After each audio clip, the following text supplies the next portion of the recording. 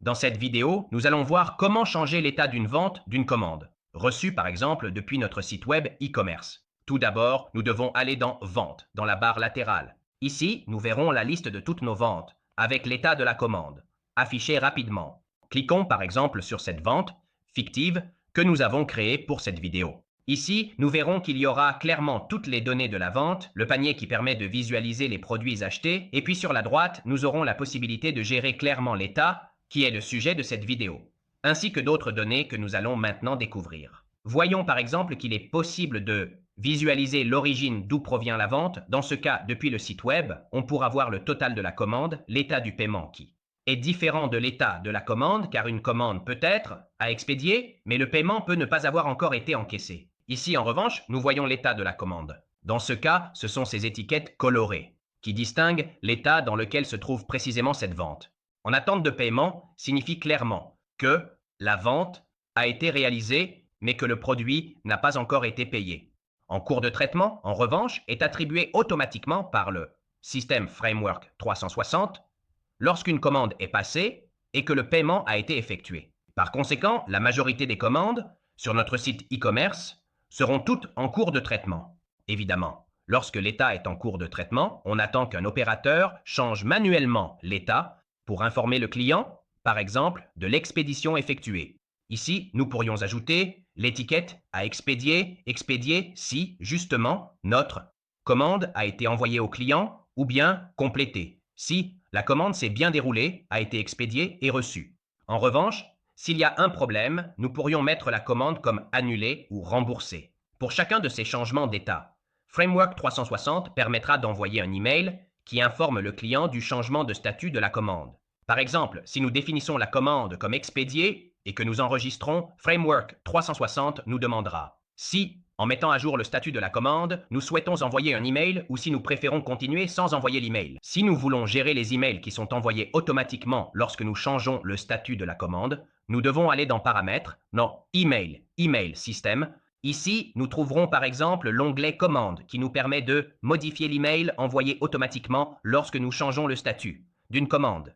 Par exemple, comme nous l'avons vu précédemment, si je mets le statut de la commande sur expédié, Framework 360 enverra au client un email comme celui-ci. Cher, non, dans ce cas, ce shortcode est automatiquement remplacé par le nom du client que nous pouvons voir dans la commande. Dans ce cas, client démo, votre commande vient d'être expédiée. Accédez à votre espace commande sur nom du site. Ceci aussi est un shortcode qui est inséré automatiquement pour voir le code de suivi. Ici, nous pouvons également ajouter différentes informations, bien sûr, et nous pouvons modifier notre email comme nous le souhaitons. Si nous voulons plutôt changer l'état du paiement en encaissé, parce que, par exemple, le client a décidé de payer en espèces ou par virement bancaire, non traçable directement par la plateforme, nous pourrons aller ici dans l'état du paiement et le modifier manuellement. Évidemment, Framework 360 change automatiquement le statut de la commande et le statut du paiement pour chaque vente si le paiement a été reçu via un moyen de paiement traçable comme Stripe avec carte de crédit ou PayPal. De cette façon, nous trouverons la vente, déjà, marquée comme payée et non plus en attente de paiement, mais en cours de traitement.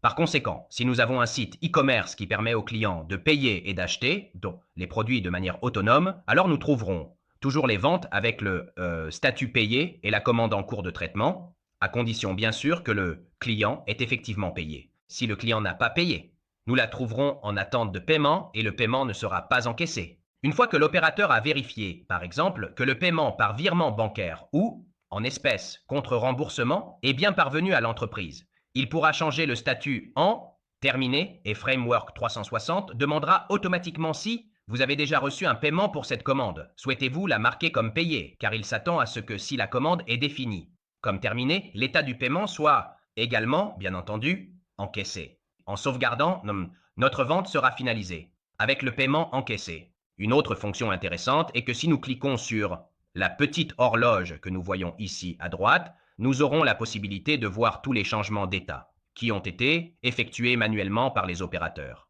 Ainsi, nous pourrons vérifier que toute la chaîne de traitement de la commande s'est déroulée correctement. Ou bien, s'il y a eu une erreur, nous aurons la possibilité, grâce à cette fonction, de connaître la date et l'heure auquel l'erreur a été commise. En revanche, si le statut de la commande est en attente de paiement, comme nous le voyons également avec le statut du paiement qui n'est pas encaissé, une section s'ouvrira en bas pour nous permettre d'obtenir rapidement un lien de paiement que nous pourrons envoyer au client. De cette façon, le client pourra payer rapidement via la page, qui s'ouvre, bien entendu, en utilisant les méthodes de paiement que nous aurons configurées dans l'espace dédié, paiement physique, paiement web ou paiement récurrent pour les abonnements. Ce lien que nous trouvons disponible lorsque le statut de la commande est en attente de paiement, nous pourrons l'envoyer rapidement, par exemple via WhatsApp, par SMS ou par tous nos canaux préférés, ou encore rapidement par email, grâce à Framework 360 qui, en cliquant simplement sur le bouton de renvoi du lien de paiement, nous demandera si nous souhaitons l'envoyer au client par email.